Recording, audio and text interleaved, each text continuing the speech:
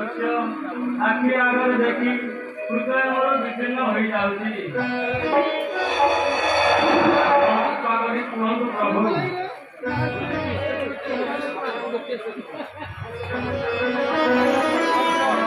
एक परसंदे मोतने अनुकंपा करिबे कि ना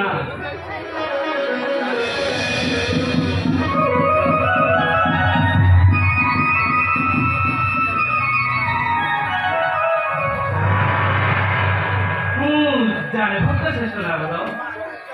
एवं परम भक्त धरित्री दानव मानव अत्याचार समस्त विधिवत करिछि हेले मु निरुपाय होई बाध्य होइछि निरम रहिबाकु काहिनी देव एथिरे मानव समाजर अपराध कोन मानव माने आजि दानव होई जाइछन्ति नारद ब्राह्मण माने ब्रह्म कर्म भूली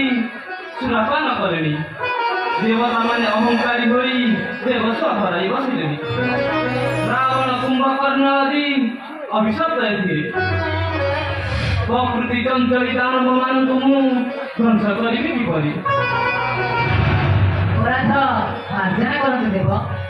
कुहतु कि उपाय मु माता धरित्री पक्षरे शांतिर सुधावर्तन करिबि सदनाम ग्रहण करी विश्व प्रचार कर सत्य दान मन ध्वंस करने अवतार ग्रहण करी पवित्र सनातन धर्मर उत्थापन लगी अधर्मी अत्याचारी मानक ध्वंस करी विश्व प्रतिष्ठा करेंगे मानव देह अवदान है प्रभु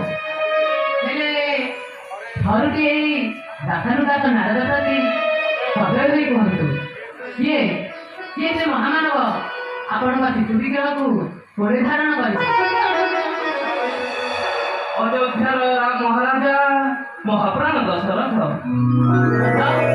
हाँ महाप्राण दशरथ श्री मयिकी कोल आविर्भाव भी चतुर्मूर्ति नहीं कौशल्या गर्भ संभव रामचंद्र ही धन्य देवी प्रभु पवित्र अयोध्या आपण बाल्यलीला दर्शन करी धन्य जाओ भक्त श्रेष्ठ महाराजा दशरथ को मोर सदनाम प्रदान कर मन रख नारद सदनाम श्रीराम प्रणाम प्रभु